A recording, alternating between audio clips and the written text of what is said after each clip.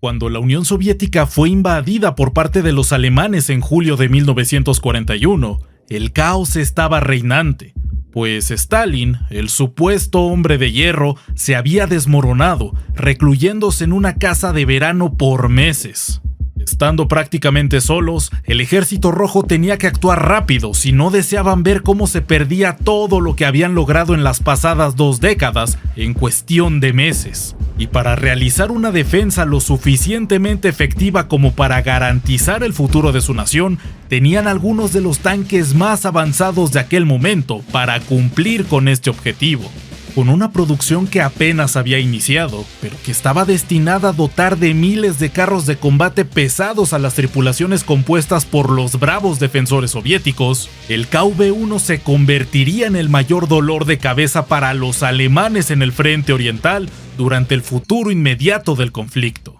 Bienvenidos, queridos espectadores, a una nueva entrega del video bonus de mitad de semana, y en esta ocasión veremos todo lo relacionado al coloso soviético, el avanzado, muy pesado y en extremo blindado KV-1, una verdadera bestia en el campo de batalla, cuya historia, además de atrapante, está llena de curiosidades. Así que señores, yo soy su anfitrión de Auslanda, y agárrense bien fuerte porque estamos a punto de empezar.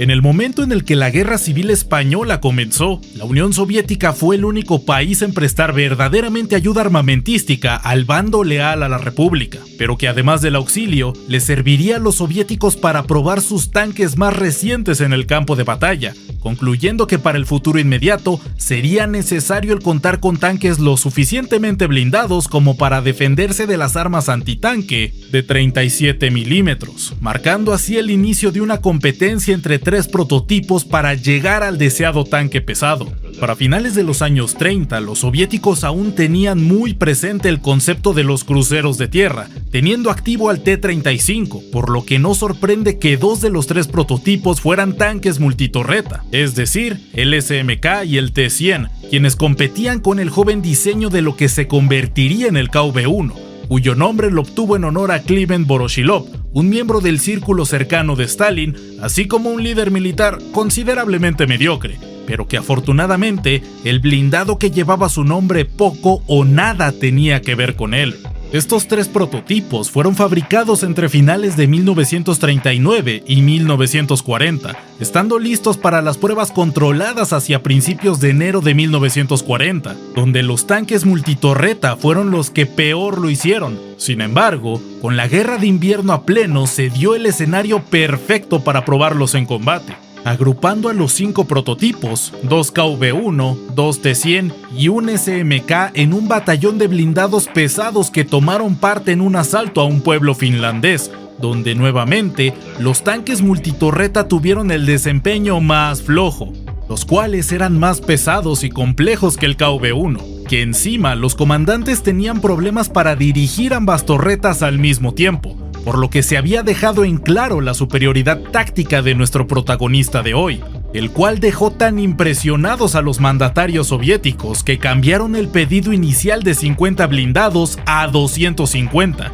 los cuales entraron en producción con las siguientes características. Tenía un muy impresionante blindaje frontal de 90 milímetros, mientras que en los laterales alcanzaba los 75 milímetros de protección, y en sus puntos más blandos estaba protegido por 30 milímetros de blindaje, lo cual es en extremo impresionante para el momento en el que entró en servicio. Además de esto, el blindado contaba con un cañón de 76 milímetros que era esencialmente el mismo que el del T-34, lo cual no estaba nada mal para ese punto del conflicto, pues era perfectamente capaz de atravesar todos los tanques alemanes con los que estos últimos se aventuraron tras el lanzamiento de la Operación Barbarroja, además de que esto ayudó muchísimo a la cadena de producción, haciendo intercambiables piezas entre blindados medios y pesados soviéticos. Y para contribuir aún más a la misma, ambos blindados hacían uso del mismo motor diésel de 12 cilindros capaz de generar un máximo de 600 caballos de fuerza, el cual debía mover una colosal masa de 45 toneladas, lo que significó una velocidad máxima de poco más de 30 km por hora en los primeros modelos. Este tanque tenía una altura de 2.71 metros, una anchura de 3.32 metros y un largo de 6.75 metros. Como armamento secundario podía montar hasta 3 ametralladoras de 7.62 milímetros, una en el frente del chasis, otra encima de la torreta y una en la parte trasera de la misma. En un principio se requerían de 5 hombres para tripularlo, los cuales eran un artillero, el comandante, que también funcionaba como cargador, el mecánico conductor, su asistente y el operador de radio, los cuales estuvieron desde un principio, algo considerablemente extraño tomando en cuenta que en el resto de los tanques soviéticos solo se le disponía de radio a los tanques de comandantes. Por otro lado, cada KV-1 hacía uso de este equipamiento. Las funciones tan extrañas que debían de cumplir los tripulantes se debe a la pobre distribución interior del KV-1, así como algunos problemas de diseño, siendo la más notable la función extra del comandante, quien por la disposición de su asiento era el único propicio para cargar el cañón, una acción que dejaba sin su componente más importante al blindado, dejándolo ciego por los segundos que le tomara a este miembro cargar el armamento principal. Otro tripulante que nos puede resultar extraño es el asistente, pues este mismo debía sustituir al conductor cuando terminaba agotado por el sistema de freno y clutch que se debía operar para girar al blindado en cada ocasión, sistema que no contaba con ningún tipo de ayuda y era en extremo engorroso, por lo que venía bien contar con un hombre fresco, listo para cumplir con esta acción en medio del combate. Con el paso del tiempo, las tripulaciones del KV-1 se fueron recortando, pasando a ser 4 para 1941, quitando el puesto de asistente y de incluso apenas 3 cuando se quitaba al operador de radio, lo mínimo indispensable para mantener el blindado en movimiento durante los momentos más desesperados del conflicto. Todo gracias al considerable recorte de personal. Además de este error de diseño, también hay que considerar que su suspensión, tal y como lo hemos visto en muchos casos de blindados alemanes en este canal, fallaba de manera constante y era la mayor piedra en el zapato del poderoso KV-1, muchas veces siendo la razón por la cual sus tripulaciones lo abandonaban de manera constante al inicio del conflicto, tal y como harían los alemanes posteriormente con sus grandes blindados como lo fue el Panther. Asimismo, en las primeras versiones su motor tenía problemas para generar la potencia prometida, por lo que llegaba a moverse a incluso apenas 28 km por hora. Pese a todos sus problemas, en junio de 1940 entró en producción en paralelo con el KV-2, el cual montaba en este mismo chasis un obús de 152 milímetros, un blindado que había sido diseñado tras las experiencias vividas en la Guerra de Invierno, donde se determinó que se necesitaría una potencia de fuego descomunal en una plataforma móvil para hacerle frente a búnkeres enemigos con soltura, pero tal y como sucedió luego del inicio de la Gran Guerra Patriótica, el KV-2 también vería combate contra otros blindados enemigos. Para 1941, ya en las vísperas de la Operación Barbarroja, la producción de los KV-1 se vio mejorada junto con un cañón de 76 milímetros más largo, que le daba mayor potencia de fuego, así como se le añadieron placas de blindaje adicional que le permitían sumar otros 20 milímetros a su blindaje frontal, lo cual sumaba un total de 110 milímetros de grosor de blindaje, pasando esto como respuesta a la propaganda alemana que estaba reclamando que sus tanques habían sido capaces de perforar frontalmente al carro de combate francés Char B1, una completa mentira muy propia de la máquina de la propaganda del Dr. Goebbels, pero que le sirvió a los soviéticos para reforzar aún más un ya formidable blindado como lo era el KV-1, el cual, finalmente, tendría su bautismo de fuego para junio de aquel mismo año. El primer gran encuentro entre los KV-1 y los Panzers alemanes tuvo lugar el 23 de junio, apenas un día después del comienzo de la invasión en la frontera con Lituania, donde la segunda división blindada soviética, contando con apenas 20 KV-1s, fue capaz de hacerle frente al 41º Cuerpo Panzer, comandado por el general Reinhardt, cuyo informe de aquel día es excelente para entender la primera impresión que tuvieron los alemanes de este blindado. 100 de nuestros tanques, de los cuales una tercera parte estaba compuesta por Panzers IV, tomaron sus posiciones para un contraataque. Parte de nuestra fuerza se encontraba directamente de frente con el enemigo, aunque la mayoría estaban en los flancos de los soviéticos. Desde tres frentes tratamos de hacer retroceder a aquellos monstruos de acero, pero nuestros intentos fueron fallidos. Al contrario, pronto fueron nuestros tanques los que se encontraban siendo destruidos. Luego de un prolongado combate contra los gigantes rusos, las unidades blindadas alemanas comenzaron a retirarse para evitar su completa aniquilación. Estando escalonados tanto en largo como en profundidad, los gigantescos tanques rusos comenzaron a acercarse más y más. Uno de ellos se aproximó a un Panzer que estaba atascado en un estanque pantanoso, y sin vacilar, el monstruo negro simplemente pasó encima suyo. En aquel momento, un obús de 150 milímetros llegó. Cuando su comandante gritó que el enemigo se estaba acercando, abrieron fuego constante sin causarle ningún daño. Una vez que se encontraba a 100 metros, dispararon de nuevo, y el proyectil impactó con toda su fuerza. El tanque se detuvo como si hubiera sido impactado por un rayo.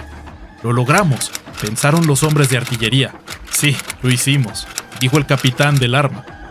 Pero sus expresiones de felicidad cambiaron rápidamente cuando alguien más gritó: «Se está moviendo de nuevo». No había ninguna duda de que se estaba desplazando como si estuviera en la pista más reluciente, pasando por encima del gigantesco bus, aplastándolo como si de un juguete se tratara, continuando su marcha como si hubiera hecho la cosa más normal en el mundo. Más tarde en ese mismo combate, un solitario KV-1 fue capaz de sostener la línea de combate en contra de una división Panzer entera durante más de un día, destruyendo por sí mismo más de 20 blindados y decenas de armas de artillería, pues los alemanes tenían muy poco armamento que fuera capaz de destruir el grueso blindaje tanto frontal como lateral de aquel monstruo. Y así como lo sucedido en la batalla de Raseiniai, más tarde, en ese mismo 1941 y el posterior 1942, se dieron muchos casos similares, mostrando desde el segundo cero de lo que un KV-1 era capaz si es que llegaba al frente de batalla. Tal y como posteriormente le pasó a muchos de los pesados alemanes, tenían problemas muy notorios para mantener operativos a sus gigantescos colosos, los cuales solían romper su transmisión a los pocos kilómetros de comenzar una marcha. Por lo que si bien se dispusieron de más de 5.000 de estos blindados en todas sus versiones a lo largo del conflicto, no todas las divisiones blindadas que contaban con estos colosos podían darse el lujo de tener toda su fuerza operativa al mismo tiempo. Además de que durante todo 1941 y buena parte de 1942, las tripulaciones que llenaban estos blindados eran tan inexpertas como las vistas en cualquier otro blindado soviético. Por lo que junto a su muy peculiar distribución de sus hombres en el interior, buena parte de los mismos terminaron por ser abandonados tras poco uso en combate. Además de que en los KV-1 en donde no podían disponer de un operador de radio fijo, tenían muy poca cohesión en las grandes formaciones, por lo que si bien sus hazañas individuales fueron más que impresionantes, no representaban tanto un peligro a nivel estratégico como una molestia, a la cual se le debía de dar caza. Al principio de la Gran Guerra Patriótica, es verdad que los alemanes disponían de apenas un par de armas para lograr frenar a nuestro poderoso protagonista, así como los cazacarros de aquel tiempo eran directamente inútiles en contra de este tanque. Pero con el paso del mismo, en el frente oriental fueron llegando mejores armas antitanque, como el PaK-40 de 75 milímetros y el PaK-43 de 88 milímetros. Así como se fueron mejorando los cazatanques alemanes, y hacia finales de 1942 fue introducido el Tigre, el primer homólogo al KV-1 soviético jamás visto, y que estaba especialmente diseñado para hacerle frente, así como resistir su cañón de 76 milímetros, que mes con mes se quedaba más y más obsoleto. Como uno podría imaginarse, se realizaron varios programas para mejorar al KV-1, experimentando con el aumento de blindaje, llegando hasta los 130 milímetros de protección en el chasis y los 120 milímetros de blindaje en la torreta como lo visto en el modelo producido en 1942, aunque cayendo su velocidad en campo a traviesa hasta los 13 kilómetros por hora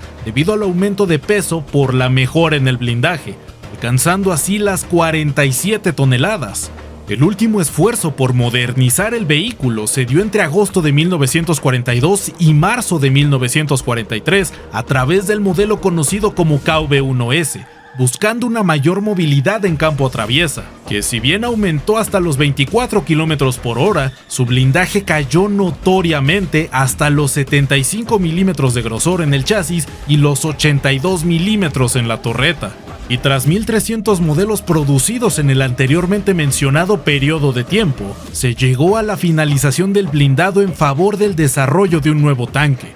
cual terminaría por ser el IS-2, que haría su introducción en combate para noviembre de ese mismo 1943. Y si bien llegó al final de su fabricación, el mismo continuó por servir tal y como el resto de tanques soviéticos, quienes no estaban para permitirse el desuso de cualquier arma que fuera capaz de disparar, aunque fue relegado al apoyo de infantería. Una buena decisión tomando en cuenta que era considerablemente lento, pero que su grueso blindaje aún podía proteger a sus tripulaciones y los hombres que debía escoltar de buena parte de las armas antitanque alemanas, finalizando con este uso el conflicto. El KV-1 es la perfecta muestra de que los soviéticos estaban más que adelantados en el desarrollo de blindados, pues recordemos que este vehículo fue desarrollado durante 1939 y fue puesto en servicio al año siguiente, sirviendo en el frente de batalla durante toda la guerra. Igual a las hazañas tan populares de los grandes felinos alemanes,